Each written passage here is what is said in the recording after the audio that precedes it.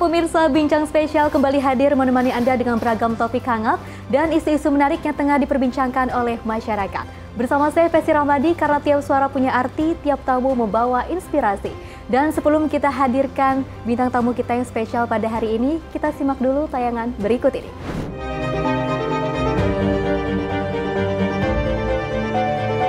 Membangun dengan hati, memimpin dengan aksi. Di tangan Andra Soni, Banten punya strategi cerdas untuk berubah dari infrastruktur hingga pembangunan sumber daya manusia. Capaian nyata mulai terlihat, pembukaan akses jalan, program kesehatan, hingga penguatan literasi yang menjadi nafas baru Provinsi Banten. Di balik sosok pemimpin, terdapat pria yang pernah berjuang, membuktikan kerja keras dan ketulusan selalu mengantar pada kesempatan besar. Ini bukan hanya cerita seorang gubernur, ini adalah cerita tentang harapan baru untuk Banten. Bagaimana strategi dan aksi nyata Andra Soni mengubah wajah provinsi ini? Selengkapnya di Bincang Spesial. Ya pemirsa, sudah hadir di studio Simpo TV seorang sosok yang sangat luar biasa, menginspirasi kita semua. Ada Bapak Andra Soni selaku Gubernur Banten. Halo Bapak, apa kabar? Halo, alhamdulillah kabar baik. Luar biasa. Pak Andra Soni, sebelumnya terima kasih banyak telah berkenan untuk bergabung bersama kami di program Bincang Spesial di Simpo TV dengan kesibukan Bapak yang sangat luar biasa, terus berkeliling meninjau beberapa daerah di Banten seperti itu ya untuk Banten Maju. Terima kasih sudah menyempatkan waktunya di sini Bapak. Dan pemirsa, seperti yang kita ketahui bahwa Banten merupakan provinsi dengan potensi yang sangat besar, di mana dari sisi sumber daya manusia, ekonomi dan juga budaya.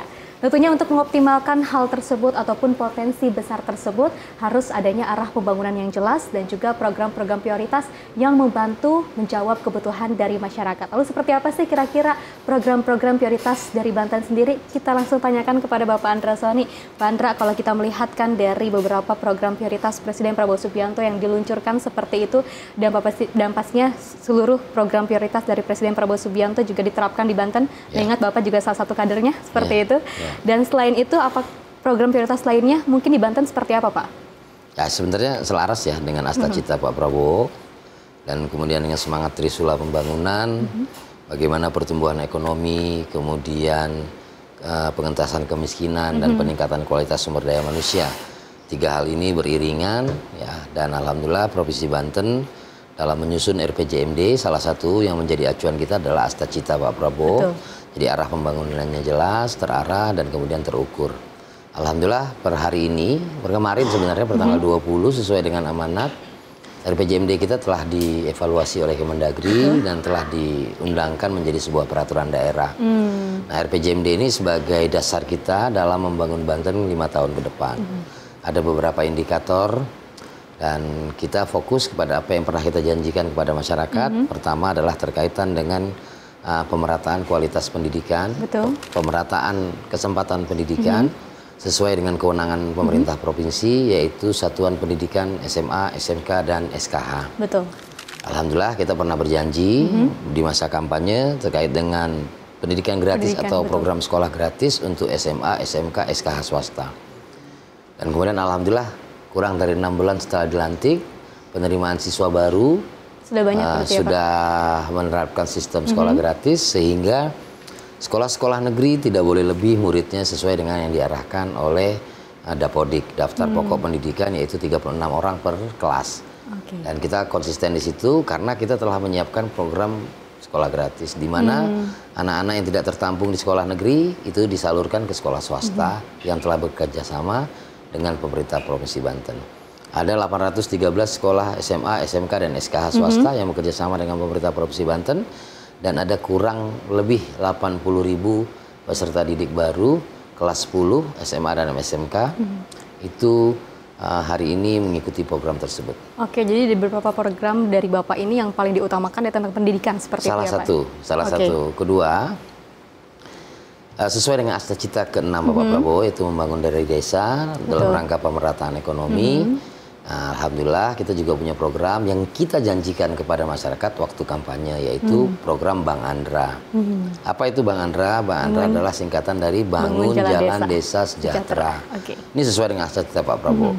Jalan desa dibangun, desa akan produktif, masyarakatnya akan sejahtera. Itu niat kita, itu cita-cita kita. Karena semuanya dibangun dari awal harus dari desa seperti itu ya Pak ya? Insya Allah begitu. Oke, Pak, bagaimana caranya agar visi Bapak ini bisa mengembangkan potensi utama di Banten seperti pertanian, perikanan, dan juga industri mungkin Pak? Betul, ya. Jadi yang existing hari ini adalah pengoptimalan dari kawasan industri. Dan ini sudah berjalan lama sebelum Provinsi Banten berdiri. Saat Provinsi Banten masih menjadi bagian dari Jawa Barat, industri telah berkembang. Dulu industri yang berkembang adalah industri yang padat karya, pabrik sepatu, pabrik garment, pabrik tekstil. Nah, ke sini berubah, sudah banyak pabrik-pabrik yang merelokasi ke wilayah-wilayah yang upahnya masih minim. Namun bukan berarti Provinsi Banten tidak menjadi minat para investor juga. Justru Provinsi Banten tetap bisa menjaga potensinya, kita tetap potensinya tetap di 5 besar nasional, dan alhamdulillah tahun ini kita dapat target dari pemerintah pusat sebesar 119 triliun realisasi investasi, dan separuhnya telah tercapai di semester pertama.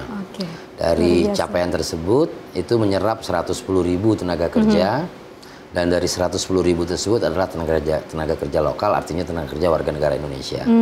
Dan potensi industri ini terus kita kembangkan. Salah satu adalah memastikan kita ikut serta menjaga iklim investasi dari premanisme, berkoordinasi dengan Polda, TNI, dan seluruh stakeholders yang ada di Provinsi Banten.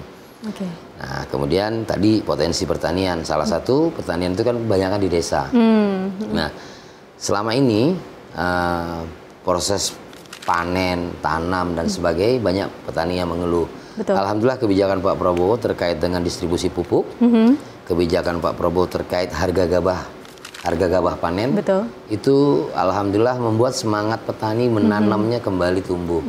Dan menjadi PR kita adalah bagaimana kita memfasilitasi agar petani ini bisa tepat waktu menanam, tepat waktu panen. Salah satunya adalah memastikan ketersediaan air sepanjang musim. Nah, inilah yang kita berkolaborasi dengan pemerintah pusat, memastikan irigasinya bisa kita perbaiki, dan potensi-potensi airnya kita maksimalkan. Sementara itu yang kita lakukan. Jadi tidak hanya dari segi industri saja, tadi juga sudah disampaikan terkait dengan padat karya ya, Pak Andra ya. Tapi juga dulu dari investasi juga ya ditekankan di sana. Ya, dulu investasi yang masuk ke Banten itu rata-rata padat karya. Kalau sekarang industri yang masuk itu padat modal. Ya, karena Banten menjadi pusat industri hulu. Perubahan ini ketika sudah ada Bapak berarti? Enggak, sebelumnya memang alamnya yang berubah. Bapak meneruskan seperti itu ya? Petrokimia, industri petrokimia itu berkembang di Provinsi Banten, itu ada di wilayah Cilegon dan Kabupaten Tangerang. Kemudian juga pemerintah pusat menjadikan Provinsi Banten sebagai pusatnya hilirisasi. Nah, sehingga kami harus memanfaatkan ini. Nah, untuk memanfaatkan ini, kami harus meningkatkan kualitas sumber daya manusia kami agar bisa berdaya saing. Nah, itulah kenapa kami membuat program sekolah gratis agar anak-anak kami bisa sekolah. Agar orang tua yang tidak memiliki biaya, semangat menyekolahkan anaknya terpelihara. Sehingga kami punya keyakinan sama seperti apa yang dilakukan Pak Prabowo membuat sekolah rakyat. Nah, kami akan menduplikasi sekolah-sekolah rakyat tersebut. Salah satunya adalah bekerjasama dengan sekolah swasta menggratiskan biaya pendidikan untuk anak-anak kita. Tentunya juga untuk tujuannya adalah mensejahterakan anak-anak dan juga mencerdaskan bangsa seperti itu ya. Pak Andra, kalau misalnya kita melihat memang tadi juga sempat disebutkan bahwa program prioritas dari Pak Andra Soni sendiri untuk Banten Maju ini adalah terkait dengan pendidikan ya. Berawal dari pendidikan, tadi juga sudah terkait pertanian pun sudah dibantu dengan gabah untuk para petani agar lebih semangat lagi. Dan kalau kita bisa mengulas kembali tentang sekolah rakyat, ini kan di Banten sudah ada 2 seperti itu ya Bang Andra ya. Ini koreksi jika saya salah seperti itu. Ini sebetulnya seperti apa kira-kira nanti ke depannya dan dipetakannya seperti apa, terus dibangunnya utamanya untuk daerah-daerah yang memang mungkin terdapat ataupun menghadapi kondisi miskin ekstrim. Jadi hari ini telah dilaksanakan sekolah rakyat di Provinsi Banten, yaitu sekolah rakyat perintis di mana sekolah rakyat menengah atas 33 di Tangerang Selatan, dan sekolah menengah rakyat atas 34 di Kabupaten Lebak. Di Kabupaten Lebak full warga Lebak ya, miskin ekstrim dari Lebak itu bersekolah di sana. Dan kemudian dari sekolah rakyat menengah atas 33 itu warga Tangerang Selatan dan 6 kabupaten kota yang lain. Nah, jumlah siswanya yang di Tangerang Selatan 150 siswa, kemudian yang di Lebak itu 100 siswa dan seluruhnya tingkat menengah atas. Nah kemudian kami melihat, karena kami hanya memfasilitasi, karena ini program adalah program Pak Prabowo melalui Kemensos. Tugas kami adalah memastikan bahwa ini bisa berjalan. Alhamdulillah kita telah bekerja sama dalam penggunaan aset pemerintah provinsi untuk dipergunakan sebagai sekolah perintis. Dan saat kita melihat paparan dari Pak Menteri bagaimana rencana sekolah rakyat ke depan, kami insya Allah akan terus memberikan dukungan dan memastikan bahwa anak yang dididik di sana itu keluarganya juga kita perhatikan, dan kemudian nanti program-program yang ada di daerah juga kita bisa support ke sana, dan mudah-mudahan pemerintah Provinsi Banten bisa menduplikasi ya sekolah-sekolah rakyat seperti ini tapi yang dibiayai oleh APBD. Mudah-mudahan kami bisa melakukan hal tersebut. Tentunya juga dengan hadirnya sekolah rakyat di Banten, ini juga tadi sudah ada 2 seperti itu ya, dan banyak sekali dari mulai SMA, SMK, SKH juga diperbaiki seperti itu, bahkan ditambah dan digratiskan di Banten ya, tentu saja agar nantinya mereka bahwa di desa, berawal dari desa ini bisa mendapatkan kesempatan yang sama dalam meraih cita-cita dan juga mengembangkan potensi dirinya. Bang Andra, tadi juga saya penasaran sekali dengan program Bang Andra Bangun Jalan Desa Sejahtera. Ya, akronim ya, akronim. Betul, akronimnya seperti itu. Ini kan sangat maju sekali ya. Kalau kita lihat sudah sejauh mana sih pembangunan ini? Ini kan kalau misalnya ada kabarnya 12 km ya, ini akan dibangun seperti itu. Koreksi jika saya salah. Nanti saya koreksi. Jadi alhamdulillah, sebenarnya Bang Andra ini kan agak narsis ya, Bang Andra gitu. Tapi jujur ini adalah tawaran ada Mas Wapres, ada Bang Andra gitu. Ya, kita tawarkan kepada masyarakat waktu kampanye. Nah, kewajiban kami saat kami terpilih adalah merealisasikan janji-janji tersebut. Nah, Bang Andra ini adalah dalam rangka menunjang konektivitas. Bang Andra ini bangun jalan desa sejahtera. Selama ini jalan desa ini kan nggak ada yang nyentuh.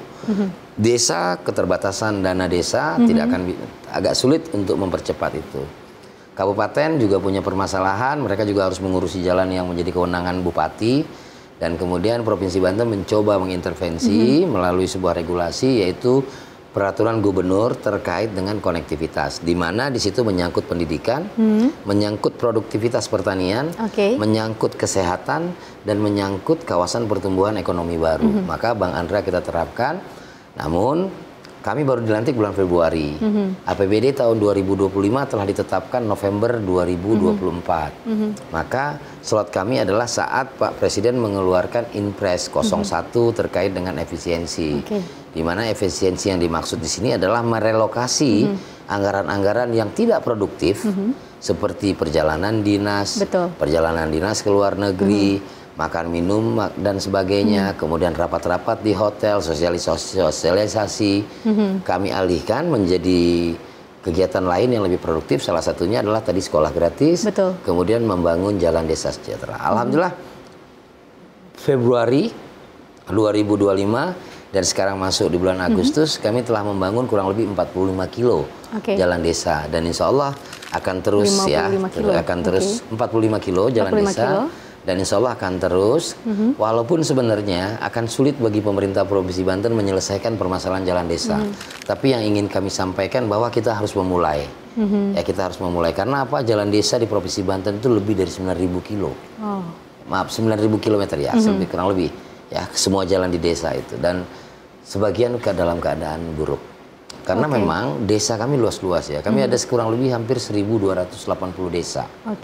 Nah, banyak hal yang terkait dengan desa yang kami lakukan, termasuk kami memberikan bantuan keuangan desa, di mana bantuan keuangan desa itu salah satunya adalah mewajibkan untuk desa menyekolahkan atau memberikan beasiswa kepada satu dari setiap desa untuk sekolah atau kuliah di bidang pendidikan, di bidang pertanian, di bidang perkebunan, di bidang perikanan, dalam rangka menjadi sarjana penggerak desa.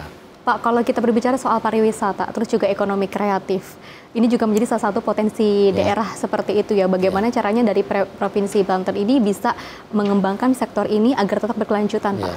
Ya, ini tantangan bagi kami. Provinsi Banten berbatasan langsung dengan daerah khusus Jakarta. Dan kemudian Provinsi Banten ini punya potensi alam yang luar biasa. Kami ada pantai, kami ada pulau, kami ada gunung, kami ada curug, kami punya semua.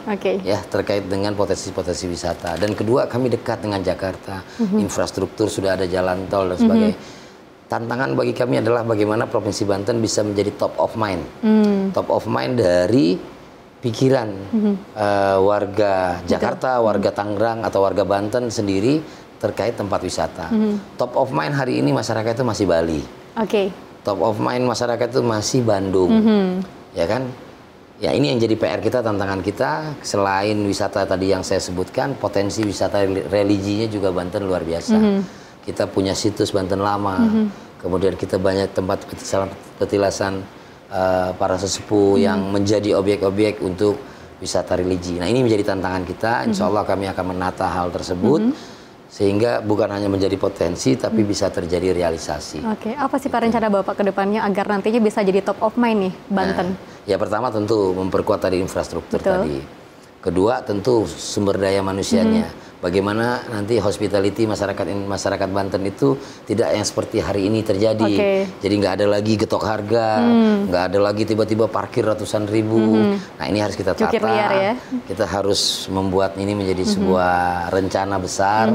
Karena kita harus membuat masyarakat sadar bahwa potensi wisata ini akan menjadi potensi kesejahteraan mereka. Karena tidak semua wilayah punya anugerah dari Tuhan, anugerah dari Yang Maha Kuasa, alam seperti Banten. Jadi ini yang harus kita manfaatkan. Maka pendidikan, kualitas sumber daya manusianya harus kita bangun, harus dibangun. Kita terlambat bicara tentang membangun kualitas sumber daya manusia ini. Makanya gagasan Pak Prabowo terkait dengan Astacitanya, Astacita keempat. Salah satu peningkatan kualitas sumber daya manusia, kemudian meningkatkan prestasi olahraga, ini juga penting. Provinsi Banten kalau secara perorangan, kami punya juara dunia angkat besi, kami punya medali Olimpiade panjat tebing secara perorangan. Tapi untuk olahraga tim kami masih kurang. Nah, ini salah satu indikator bagi kami bahwa kami juga ingin membentuk tim, mulai tim di pemerintahan, tim di mana-mana, segala sesuatu harus dikerjakan bersama-sama, nggak boleh sendiri-sendiri. Itu kurang lebih rencana kami. Rencana kami. Tentu saja tadi Pak Andra Soni sempat mengatakan bahwa untuk membangun potensi daerah ataupun pariwisata di sana tidak hanya menggencarkan terkait dengan adanya pantai di sana, tapi juga sumber daya manusia di sana juga harus kita ratakan seperti itu ya. Kita harus bangun bersama-sama dari oknum-oknum liar, mungkin dari juru parkir liarnya juga harus maksud kamu diamankan seperti itu, ditertibkan pembinaan lah, dilakukan pembinaan. Harus ada pembinaan ya pastinya. Harus dibina. Dan pemirsa, ketika banyak sekali berbagai daerah di Indonesia berlomba-lomba untuk mendapatkan investasi, namun Banten mampu melesat dengan pencapaian yang sangat luar biasa. Banten juga berhasil menembus 5 besar nasional terkait dengan realisasi investasi. Lalu seperti apa sih kira-kira prestasi ini? Kita akan membahasnya usai jeda. Jangan kemana-mana, tetap di Bincang Spesial.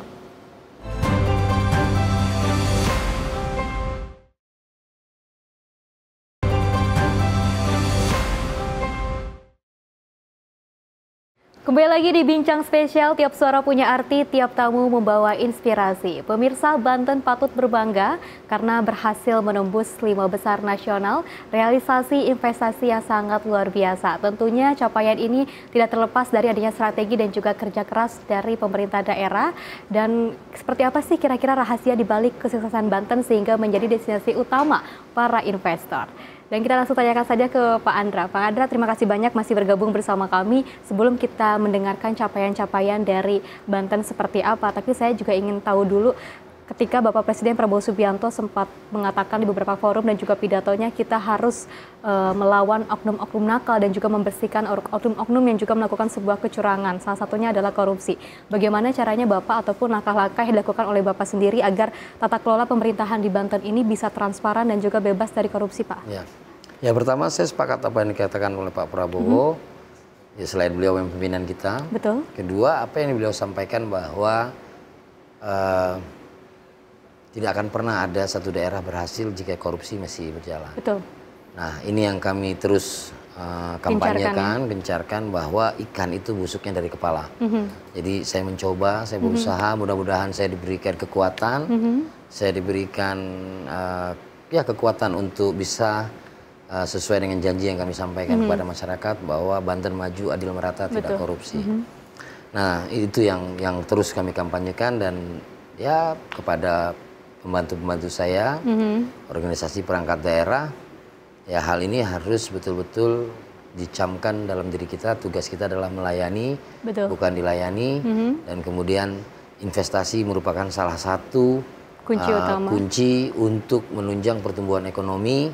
Maka jangan hambat investasi, jangan ganggu investasi, permudah investasi, selama itu sesuai dengan regulasi dan perundang-undangan. Betul ya, karena kalau kita melihat dari diri kita sendiri ataupun dari oknum terdekat kita masih banyak mengganggu, kedepannya juga Banten tidak akan maju ya. Betul. Seperti itu ya Pak. Kita ini beruntung, Banten ini menurut saya adalah satu wilayah yang sangat diuntungkan. Pertama, nggak semua daerah berbatasan langsung dengan ibu kota. Betul. Nggak semua daerah punya infrastruktur yang lengkap. Kita punya jalan tol, kita punya pelabuhan, kita punya bandar udara, kita punya jumlah masyarakat yang besar, kita berbatasan langsung dengan Jakarta. Bandingkan dengan wilayah-wilayah yang jauh dari Jakarta, infrastruktur masih tertinggal, sumber daya manusia di bawah kita, dan potensi-potensinya juga tidak sama dengan kita. Nah, potensi kita ini harus kita manfaatkan. Betul. Jakarta sudah penuh. Maka orang perlu tinggal di mana? Memilih Tangerang. Betul. Tangerang sekarang tumbuh menjadi wilayah pemukiman. Sebentar lagi pasti akan penuh, nanti akan bergeser ke wilayah lain. Nah, kita harus siap. Kita harus mempersiapkan diri, jangan sampai kita hanya jadi tempat tinggal, tapi kita harus menjadi tempat pertumbuhan ekonomi baru. Betul. Itu yang jadi salah satu program kita, Pusat Pertumbuhan Ekonomi Baru. Oke, Pak, lalu bagaimana sih Pak kolaborasi antara pemerintah Provinsi Banten dengan lembaga nasional seperti KPK ataupun BPK seperti itu untuk mengawal program Bapak? Betul. Saat ini kami gencar ya melakukan sosialisasi, gencar melakukan pelatihan-pelatihan, dan alhamdulillah Korsubgah KPK itu terus intens bersama kami melakukan upaya-upaya pencegahan. Betul. Kemudian memberikan sebuah guidance ya, mencegah terjadinya korupsi, mulai dari perencanaan sampai dengan pelaksanaan. Betul. Kemudian BPK juga melakukan tugasnya untuk mengaudit keuangan pemerintah daerah, dan tentu juga dengan LKPP kami juga kolaborasi seperti ya, itu. berkolaborasi, memang bagian dari APIP ya, bagian dari internal.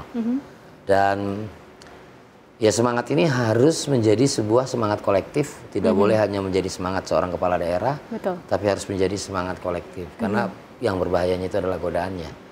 Ya, dan kemudian kalau banyak orang menggoda ya tentu jadi berbahaya buat kita. Oleh karena itu harus ada semangat kebersamaan dalam rangka bagaimana kita menjadikan Provinsi Banten ini daerah yang bersih dari praktek-praktek yang tidak baik. Betul. Semua kembali kepada niat ya Pak? Iya, semua kembali kepada niat, dan Provinsi Banten ini tertinggal kalau kita tidak fokus. Oke. Ya. Pak Andra, kita melihat rasio kemandirian fiskal Banten ini kan sangat tinggi ya. Bagaimana sih strategi Bapak bisa mengelola keuangan daerah di sana, Pak? Alhamdulillah dari sisi kemandirian fiskal Provinsi Banten itu di atas 70%. Artinya ketergantungan kami kepada dana transfer tidak sebesar wilayah lain. Lagi-lagi saya sampaikan tadi, Banten ini memang wilayah strategis, berbatasan langsung dengan Jakarta, itu otomatis membuat banyak hal. Pertama adalah sumber pendapatan asli daerah Provinsi Banten itu paling utama, atau semua provinsi sebenarnya paling utama hari ini adalah dari pajak kendaraan bermotor. Karena kami berbatasan dengan Jakarta, sehingga banyak pemilik kendaraan bermotor. Nah, total ada 5,3 juta kendaraan bermotor yang ada di Provinsi Banten. Dari 5,3 juta tersebut, kurang lebih sekitar 3 juta itu rutin membayar pajak. Nah, kemudian 2,3 itu statusnya menunggak pembayaran pajak. Dan ini terus terjadi sejak Provinsi Banten berdiri. Nah, salah satu strategi kami adalah dalam rangka cleansing data, kami telah menetapkan keputusan gubernur terkait dengan pembebasan biaya pajak. Ya, kebebasan pokok dan denda pajak ya, kendaraan bermotor. Apa yang akan kami lakukan di sini? Di sini ini bentuk upaya kita untuk membersihkan dulu datanya. Apakah 2,3 juta kendaraan yang tidak membayar pajak ini kendaraannya masih ada? Bisa jadi kendaraannya sudah hilang, bisa jadi kendaraannya sudah rusak, bisa jadi juga kendaraannya sudah beralih tangan. Maka kami telah melakukan program pemutihan tersebut. Dari pemutihan tersebut sampai dengan hari ini ada ya kurang lebih sekitar kurang dari 1 juta kendaraan yang telah mendaftar ulang. Mendaftar ulang kembali sehingga tahun depan kami berharap rasionya lebih besar. Ya, kendaraan aktif yang akan membayar pajak. Walaupun di saat bersamaan kami juga mendapatkan sebuah tantangan. Pertama adalah kaitan dengan undang-undang hubungan keuangan pusat dan daerah. HKPD ini salah satunya adalah memutar.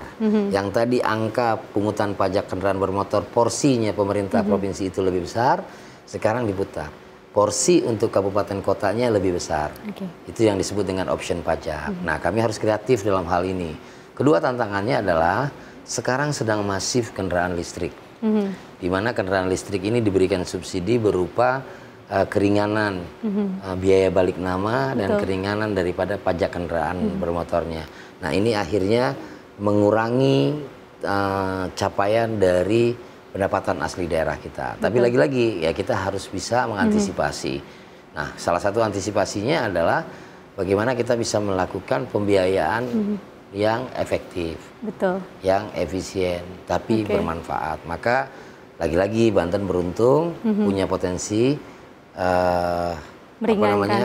punya potensi dari pendapatan asli daerah, air permukaan dan sebagainya dan sebagainya. Maka ya tinggal bagaimana kita serius dan secara kolektif melakukan upaya-upaya menjadikan APBD ini adalah pengungkit dari pertumbuhan ekonomi dan kemudian terlaksana sesuai dengan rencana dan kemudian direncanakan untuk kepentingan masyarakat. Oke, mudah-mudahan tadi juga Bapak kan sempat disinggung soal lapangan pekerjaan di Banten kan sekarang sudah mulai banyak ya. Mudah-mudahan dengan adanya lapangan pekerjaan di Banten sudah bisa meringankan orang-orang di sana untuk bisa kembali membayar pajak dengan tepat waktu sehingga tidak ada lagi yang menunggak seperti itu ya Pak. Pak, kalau misalnya kita boleh berbicara soal di daerah Banten seperti Tangsel, terus juga Lebak, Serang, ini juga ada perbedaan kalau saya melihat di situ ya. Tangsel mungkin ada dengan Gading Serpongnya, BSD-nya seperti itu, tapi kalau melihat dari sisi Serang dan juga Lebak, ini seperti ada perbedaan antara kawasan maju dengan kawasan yang masih berkembang. Bagaimana caranya Bapak agar nantinya pemerataan pembangunan ini bisa merata dan juga kemiskinan ditekan di situ, Pak? Jadi kami ada 3 wilayah kerja, wilayah kerja pembangunan. WKP 1 Lebak, Pandeglang, WKP 2-nya Serang, Seragon, Serang, Kabupaten Serang dan Cilegon, dan WKP 3-nya adalah Tangerang Raya. Lagi tadi saya sampaikan bahwa Tangerang Raya inilah yang langsung, tadi saya cerita tentang berbatasan langsung dengan Jakarta, Tangerang inilah yang langsung berbatasan dengan Jakarta. Sehingga pusat pemukiman baru, kawasan-kawasan satelit baru muncul. Diawali dulu dengan Bintaro. Ya, berkembang kemudian menjadi BSD. Nah, salah satu penyebabnya adalah fiskal. Fiskal Tangerang Raya dengan fiskal Kabupaten Lebak dan Pandeglang sangat jauh. Karena lagi-lagi tadi sumber pendapatan asli daerah itu kan sudah ditentukan. Pajak bumi dan bangunan, pajak restoran itu adalah kewenangan yang ada di pemerintah kota, pemerintah kabupaten, termasuk parkir dan sebagainya. Bisa bayangkan parkir di bandara setiap harinya atau PBB bandara tersebut, pajak bumi bangunan bandara tersebut, atau PBB gedung-gedung tinggi yang ada di Tangerang, itu nggak ada di Lebak dan Pandeglang. Jadi kita mesti adil juga melihatnya bahwa ya Tangerang Selatan, Kota Tangerang, Kabupaten Tangerang maju, ya mereka harus lebih maju lagi. Lebak, Pandeglang yang saat ini tertinggal jauh, ini harus mengejar. Nah, mengejar tentu harus mengandalkan potensi yang dimiliki. Salah satunya adalah industri pertanian, tadi yang di awal kita sampaikan. Jadi Lebak boleh berbangga hati, program utama Pak Prabowo hari ini adalah tentang ketahanan pangan. Kota Tangerang, Tangerang Selatan tidak akan bisa menjalankan program itu karena mereka tidak punya lahan untuk pertanian. Lebak dan Pandeglang ini lahan pertaniannya masih sangat besar. Tinggal bagaimana kita memastikan bahwa ini dikelola dengan baik dan kemudian hasilnya terlihat pada pertumbuhan ekonomi Lebak nanti. Betul, karena kan masyarakat luar sana kan hanya melihat dari sisi ini kota yang mewah, ini kota yang mungkin masih seperti desa seperti itu ya Pak ya kalau kita lihat memang. Tapi kalau misalnya dari penjelasan dari Pak Andra Soni tadi menyebutkan bahwa terjadi saya kalau boleh cerita fiskal. Ya perbandingan fiskalnya, pendapatan asli daerah Tangerang Selatan itu sudah mendekati 2 triliun atau mungkin lebih dari 2 triliun. Pendapatan asli Lebak dan Pandeglang itu kurang dari 500 miliar. Perbandingannya ya. Sangat jauh ya perbandingannya. Kemudian luas wilayahnya Tangerang Selatan itu hanya 147 km persegi. Luasnya Lebak 3.600 km persegi.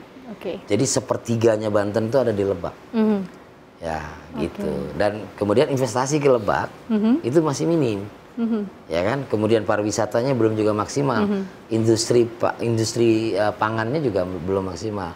Alhamdulillah tahun depan mudah-mudahan jalan tol Serang Panimbang itu segera beroperasional, karena itu salah satu bisa menjadi pengungkit pergerakan ekonomi nanti di Provinsi Banten, khususnya wilayah Lebak dan Pandeglang. Oke, mudah-mudahan ya Pak ya ke depannya, karena masih banyak sekali masyarakat Indonesia yang masih ambang sekali Pak dari segi Tangerang Selatan, terus juga Serang dan juga Lebak seperti itu yang kita melihat perbedaannya sangat luar biasa berbeda. Tapi kalau bisa di penjelasan dari Bapak Andrasoni terkait dengan adanya perbedaan fiskal di sana, pendapatan tadi juga Tangerang Selatan dari triliun seperti itu ya Pak ya? Hampir 2 triliun PAD ya, pendapatan asli daerah. PAD-nya 2 triliun seperti itu, tapi dari Serang ataupun Lebak Pandeglang ini kurang dari 500 miliar. Seperti itu ya.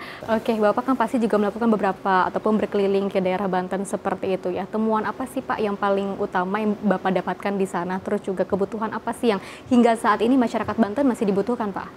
Pertama pasti pelayanan kesehatan, pelayanan pendidikan. Nah, ini menjadi hal yang banyak saya temukan di sana. Jadi ada beberapa daerah saya lihat anak usia 40, 50, saya lihat mohon maaf giginya sudah mulai ompong dan sebagainya. Itu salah satu karena masalah diabetes. Kedua sanitasi. Ya, sehingga stunting itu bisa terjadi. Nah, alhamdulillah tadi pagi saya mengikuti program ya kalau zaman dulu ABRI masuk desa ya. Jadi ada kerja sosialnya dari TNI Angkatan Darat mengelola satu desa dengan anggaran yang sangat sedikit menurut saya, tapi bisa mengerjakan banyak hal, dan ini akan kami duplikasi. Khususnya ada beberapa desa kami yang hasil kuesionernya masih termasuk desa tertinggal ya. Ada 28 desa yang statusnya masih desa tertinggal. Kami nanti akan fokus ke sana ya. Jadi pemahamannya meningkat. Temuan yang banyak di Banten itu adalah terkait dengan pendidikan, infrastruktur, dan juga tadi kesehatan. Ya, tadi juga ada orang tua yang juga usianya 40-an dengan kondisi giginya yang juga kurang baik seperti itu ya. Dan karena adanya penyakit diabetes itu juga salah satu temuan, dan nanti juga kedepannya dari pemerintah Provinsi Banten juga akan melakukan beberapa strategi untuk bisa menyembuhkan seperti itu ya Pak ya? Yang sedang kami lakukan sekarang adalah memanfaatkan program CKG. Cek kesehatan gratis yang dicanangkan oleh Presiden Prabowo. Dan ini kami terus lakukan. Hari ini kami telah hampir 600.000 cek kesehatan gratis berbasis ulang tahun tersebut. Kemudian hampir 600.000 juga cek kesehatan gratis untuk anak-anak sekolah. Maka ini masih jauh dari target, tapi kami akan terus genjot karena ini sangat bermanfaat. Sehingga nanti kita bisa memetakan ya permasalahan-permasalahan kesehatan warga Banten. Masih dipemeratakan seperti itu ya, tidak hanya dari segi infrastruktur, pendidikan, dan juga kualitas kesehatan di sana akan terus digencarkan, bahkan hingga saat ini cek kesehatan gratis ini masih terus dilaksanakan di Banten seperti itu ya Pak ya. Ini juga akan terus berkelanjutan pastinya ya Pak ya, harus ya Pak ya. Pemirsa, tentunya kalau kita berbicara soal pembangunan Banten, kita tidak akan terlepas dari sosok pemimpin ya.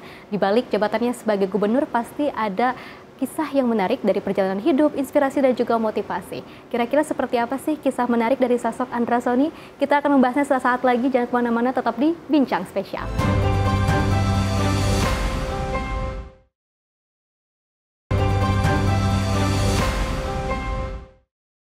Kembali lagi di Bincang Spesial, tiap suara punya arti, tiap tamu membawa inspirasi. Pak Andra, tadi kita sudah membahas seperti apa sih program prioritas yang berada di Banten, terus juga tadi sudah ada masuk 5 besar dalam realisasi investasi, seperti itu luar biasa sekali. Dan kita juga akan mengajak pemirsa di rumah untuk mengenal sisi lain dari seorang Andrasoni yang mungkin masyarakat ataupun belum diketahui oleh publik, seperti itu. Pak Andra, kita mengenal Bapak dari sosok yang bukan yang langsung sukses seperti itu ya, tapi juga pekerja keras dengan hidup dengan kesederhanaan seperti itu. Apa sih Pak pengalaman ataupun momen yang paling berat yang pernah Bapak alami? Berat semua kan. Gitu. Tapi karena kita percaya Tuhan, yakin udah ada jalannya buat kita, saya jalanin aja. Ya memang menempuh pendidikan merupakan sebuah upaya keras dari saya. Ya dari 6 bersaudara, saya ini anak kelima. Dan saya adalah anak pertama yang lulus SMA. Jadi bisa dibayangkan kakak-kakak saya lebih berat lagi pasti. Ya mereka tidak bisa lulus SMA, nggak bisa lanjut sekolah. Saya masih beruntung, saya masih bisa menyelesaikan SMA saya. Seperti itu. Jadi karena memang pada waktu itu kami ini berangkat dari keluarga yang kurang beruntung dari sisi ekonomi. Tapi alhamdulillah kami beruntung menjadi keluarga yang kompak, yang saling berusaha untuk mendukung, menguatkan. Jadi saya ini dulu dengan orang tua, dengan bapak saya ya, sempat merantau ke Malaysia sebagai imigran ilegal. Nah kemudian disusul oleh ibu dan beberapa orang kakak saya yang lain. Dan di sana saya dapat kesempatan sekolah, walaupun ilegal saya bisa sekolah SD. Betul. Nah selama SD di sana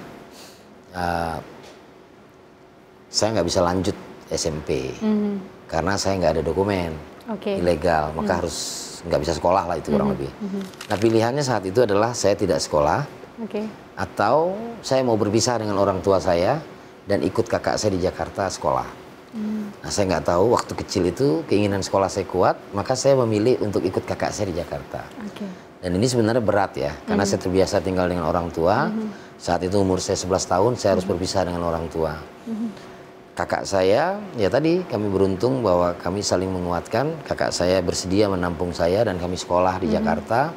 Mulai dari SD kelas 5, diulang lagi SD kelas 5. Dan kemudian sampai saya lulus SMP, kakak saya pindah ke Tangerang, maka saya sekolahnya akhirnya tetap di Jakarta, tinggalnya di Tangerang. Itu tahun 89. Jadi saya tinggal di Tangerang sejak tahun 89. Nah kemudian lanjut SMP, saya harus sekolah berangkatnya dari Tangerang sampai ke Jakarta tuh setiap hari. Berangkat, karena saya sekolah siang, berangkatnya jam 9 pagi, pulangnya jam 9 malam. Sampai di rumahnya, itu terus tiap hari. Sehingga dalam perjalanan tuh banyak bosan, banyak ketemu hal-hal baik positif maupun negatif. Dan akhirnya saya sering nggak pulang. Karena saya sering nggak pulang, sering kena marah. Karena saya sering kena marah, bete juga, ya kan? Ada timbul perlawanannya di usia itu. Akhirnya saya sering nginep di rumah temen, dan saya akhirnya teman saya itu orang tuanya bilang, kenapa kamu gak usah pulang? Kamu tinggal di sini aja, kamu jadi anak angkat saya, gitulah kurang lebih. Maka sejak kelas 2 SMP saya itu diangkat anak sama orang. Berlanjutlah sekolahnya gitu.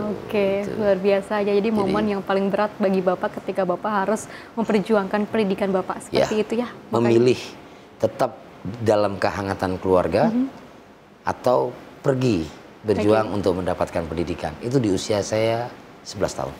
Makanya relate sekali ya ketika Bapak di Banten juga mengencarkan pendidikan gratis di sana, karena dulu juga Bapak sulit untuk merasakan betapa sulitnya mendapatkan pendidikan. Saya kalau nggak pendidikan. diterima di negeri, maka saya nggak akan disekolahkan oleh kakak saya. Pak Bapak juga kan tentunya juga keputusan orang tua untuk bisa bekerja di TKI di Malaysia ini kan mungkin keputusan yang sangat beresiko, dan juga Bapak juga sempat menyeberang ke Selat Malaka untuk antara hidup dan mati Bapak seperti itu ya. Bahkan sempat menjadi kuli bangunan ya Pak ya, dengan upah 10.000 per hari. 10.000 per hari, tahun 95 menjelang 96. Bagaimana caranya pengalaman itu bisa membuat karakter seorang Andra Sony sekarang Pak? Ya, ternyata saya bisa hidup dengan gaji itu. Ternyata itu ya. Kedua, punya uang banyak, punya uang sedikit, kalau bicara tentang makan sama jumlahnya. Ya kan? Terus kalau soal pilihan makanan saya juga nggak aneh-aneh. Nah, pengalaman itu membuat saya terlatih.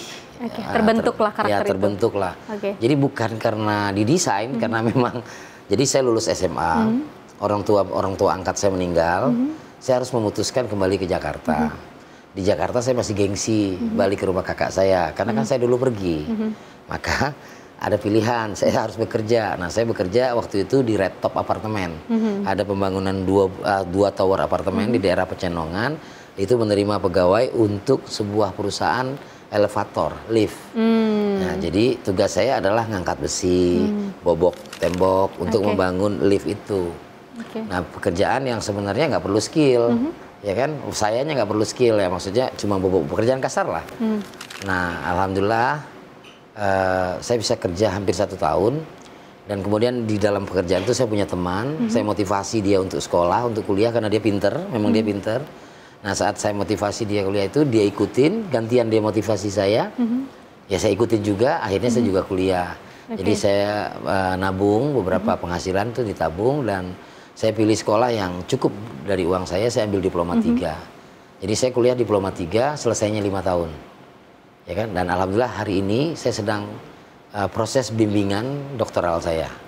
Alhamdulillah. Luar biasa ya Pak ya, karena ternyata dengan uang 10.000 ternyata bisa hidup ya. Bisa. Sampai sekarang ya saat itu 10.000 juga lumayan ya.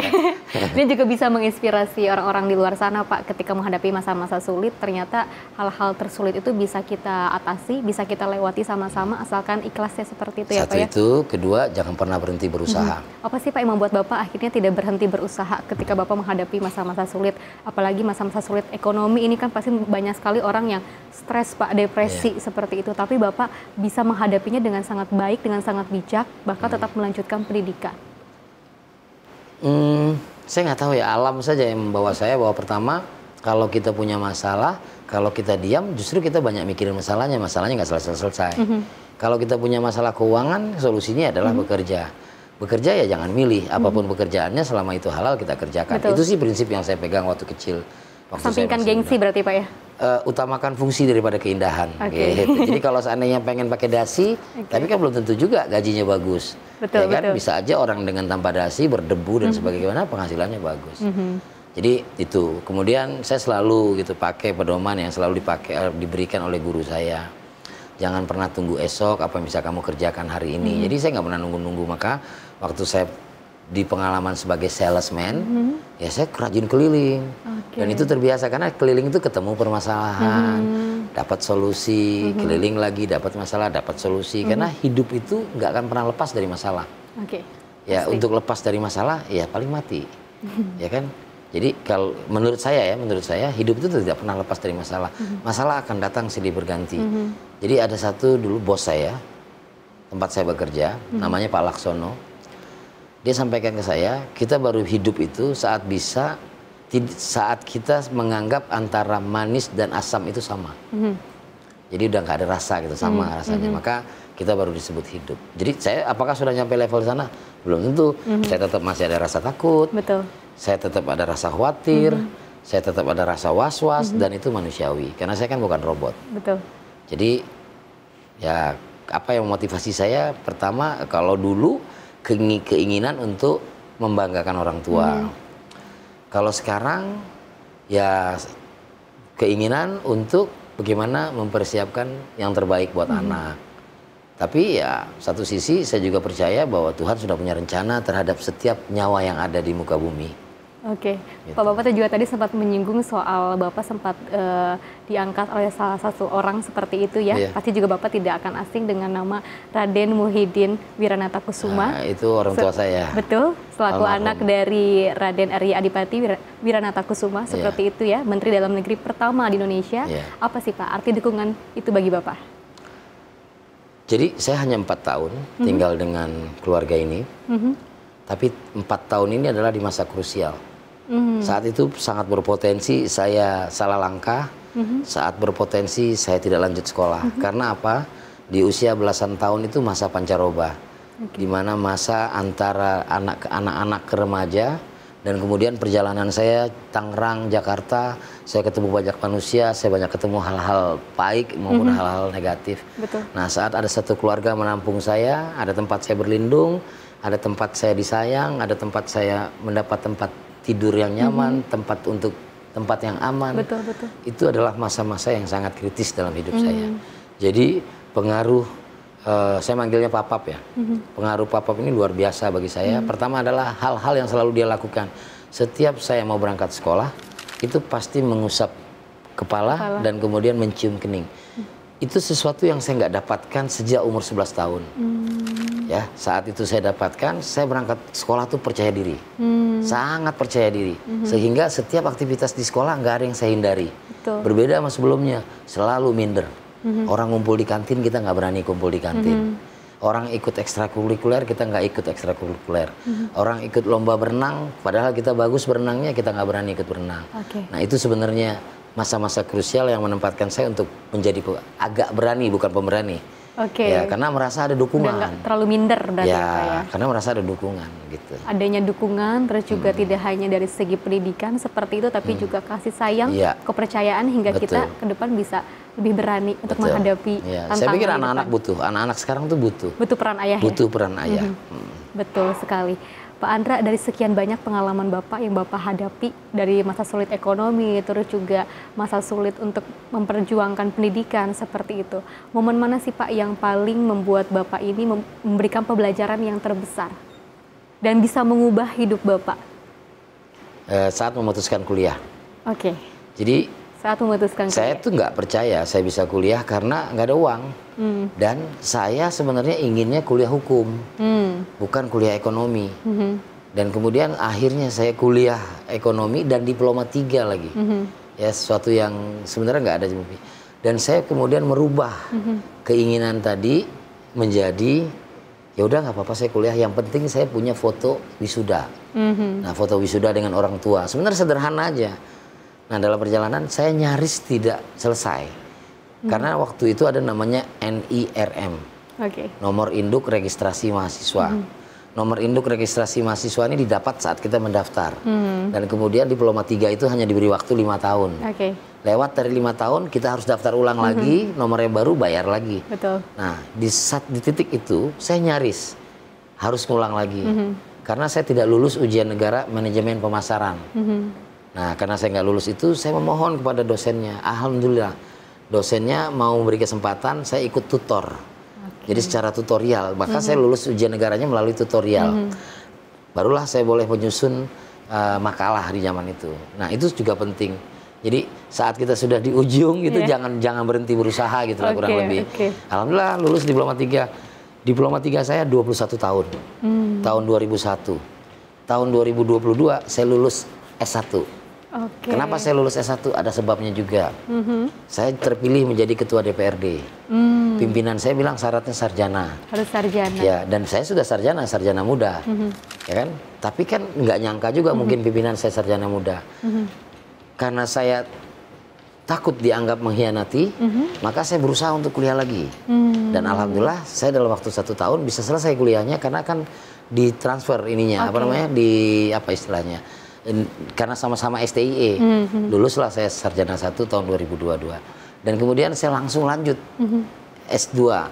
Saya ngambil S2 di administrasi publik. Alhamdulillah lulus. Nah, waktu itu nggak ada rencana mau nyalon gubernur.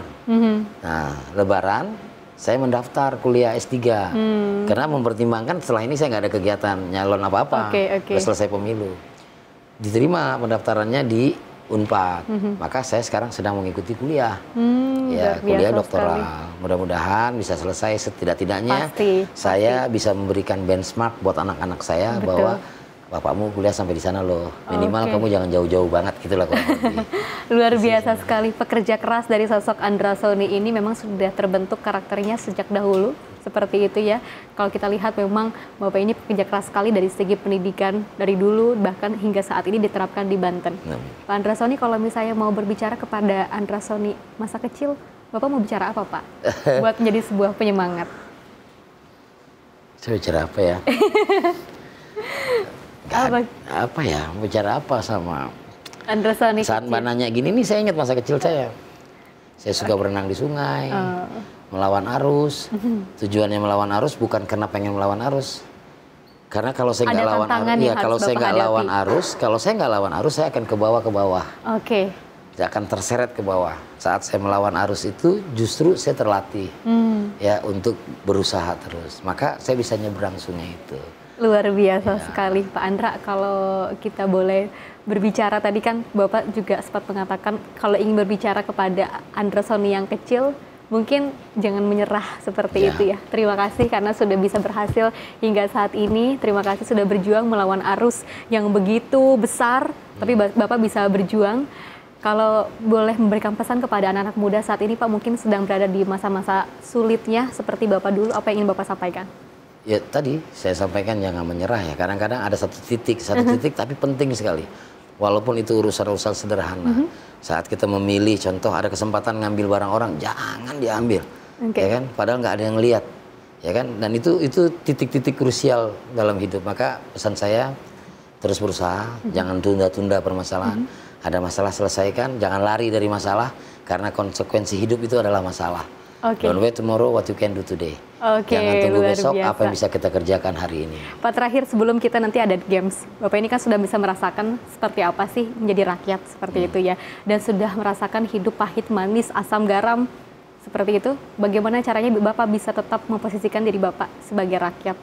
Memposisikan, karena kan Bapak jabatannya sekarang sudah menjadi gubernur, tapi masih bisa merasakan posisi itu sebagai rakyat. Pasti ada perubahan ya, nggak bisa dihindari juga, pasti ada perubahan. Waktu untuk diri sendirinya pasti berkurang, tapi karena memang sudah niat mendedikasikan diri ya, waktu untuk saya itu adalah waktu bersama-sama dengan masyarakat. Kedua, tentu banyak kawan-kawan lama yang sekarang mungkin sulit terakses dengan saya. Betul. Karena pertama ya tentu saya mungkin nggak bisa setiap hari lagi pegang handphone, dan mungkin nggak bisa setiap hari keliling-keliling ke tempat-tempat teman. Padahal itu hal yang biasa saya lakukan. Jadi sebenarnya karena aktivitas dan tanggung jawab ya, Pak. Tanggung jawab. Jadi sebenarnya saya berharap pemakluman ya dari sahabat-sahabat saya, saudara-saudara saya, kerabat-kerabat saya. Bila mana waktu saya berkurang untuk bisa berinteraksi dengan kawan-kawan, bukan berarti hati saya tidak ingat kawan-kawan, tapi saya justru karena ada yang harus saya prioritaskan, ada yang saya kerjakan karena amanat yang yang diberikan kepada masyarakat ini, yang saya terima ini mengandung sesuatu, yaitu ekspektasi masyarakat terhadap Andra Soni. Jadi saat ketidakmungkinan itu terjadi, Andra Soni jadi gubernur, otomatis seluruh mata, seluruh telinga, seluruh harapan masyarakat tertumpah kepada saya dan berharap saya berhasil. Maka saya nggak boleh sia-siakan karena tidak ada kesempatan kedua untuk kesan pertama. Luar biasa sekali Pak Andra. Kita ada games dan ini juga akan ada mystery box seperti itu. Nah, untuk kita bisa mengenal sisi lain dari Andra Soni, tadi kita sudah mendapatkan beberapa cerita yang luar biasa dari Bapak. Seperti itu ya Pak ya. Nanti ada beberapa foto yang akan saya tunjukkan kepada Bapak, nanti Bapak bisa utarakan dalam 3 kata. Sudah siap Bapak? Sudah siap? Saya deg-degan. Oh, Bapak deg-degan ya? Ada foto pertama. Ini Pak. Traspatindo Abadi Sejahtera. Tempat saya bekerja sebagai kurir sejak tahun 98 sampai dengan tahun 2003. Wah, luar biasa. Alamat kantornya Jalan Mampang Perapatan 14. Banyak Nama sekali. ownernya Pak Laksono. Luar biasa, banyak sekali pekerjaan yang telah dicapai oleh Pak Andra Soni hingga bisa jadi sekarang ini. Ada foto tentang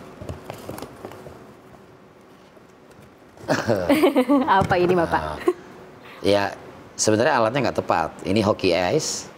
Kalau saya kurang briefing berarti kita saya atlet hoki lapangan. Atlet hoki lapangan. 3 kata ini ya. Atlet hoki lapangan. Saya sejak SMA kelas 1 sampai saya sebelum menikah, saya aktif dengan olahraga ini. Luar biasa. Ada keahlian lain ternyata pemirsa selain dari pendidikan yang dicapai setinggi-tingginya, tapi juga Pak Andra Soni juga sebagai atlet hoki seperti itu ya Pak ya. Luar biasa sekali. Ini juga ada foto yang ketiga. Bisa digambarkan Pak 3 kata dari foto ini.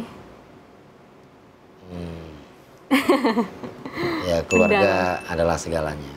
Keluarga adalah segalanya. Ini ibu saya, istri saya, anak kedua saya.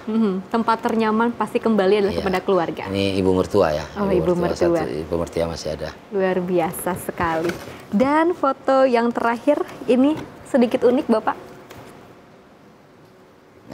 Ada bakwan dengan ada cocolan sambal kacang. Kenapa Pak? Bisa digambarkan? Iya, saya penyuka gorengan ya. Penyuka gorengan sambal kacang. Cabai rawit sebenarnya. Cabai rawit. Jadi saya lebih ngeliat cengeknya. Cengek. Cengek dari bahasa Sunda. Iya. Siap. Bapak suka sekali sama ini. Jadi Bapak memang ada cerita di balik itu, kalau misalnya mau buka puasa harus makan, harus ada bakwan dan juga cengek atau cabai rawit. Sarapan seperti juga itu. bakwan. Oh, sarapan juga Bapak harus Makanya ada kolesterol bakwan. saya tinggi. Oh, luar biasa sekali pemirsa di rumah. Kita sudah mengetahui seperti apa sih sosok dari Bapak Andra Sony. Boleh dibantu? Tadi juga kita sudah berbicara soal sisi lain dari Bapak Andra Sony, luar biasa sekali. Ternyata selain pekerja keras, tapi juga sangat cinta dengan keluarga. Dan di tengah kesibukan Pak Andra Sony ya sangat luar biasa sekali, tapi tidak lupa dengan kawan-kawannya. Cuman saat ini memang masih harus melakukan sebuah prioritas dan juga tanggung jawab. Bapak, terima kasih banyak atas kehadiran Bapak di studio Simpo TV dalam Bincang Spesial. Mudah-mudahan kedepannya program dari Bang Andra ini bisa terus sejahtera kedepannya, bisa diwujudkan dan bisa tercapai hingga 5 tahun ke depan nanti. Terima kasih banyak Pak Andra atas kedatangannya. Terima kasih banyak pemirsa studio Simpo TV, dan saya Pesi Ramadi mewakili seluruh kerabat kerja yang bertugas mengucapkan terima kasih dan pamit undur diri. Jangan lupa untuk terus saksikan Bincang Spesial hanya di Simpo TV.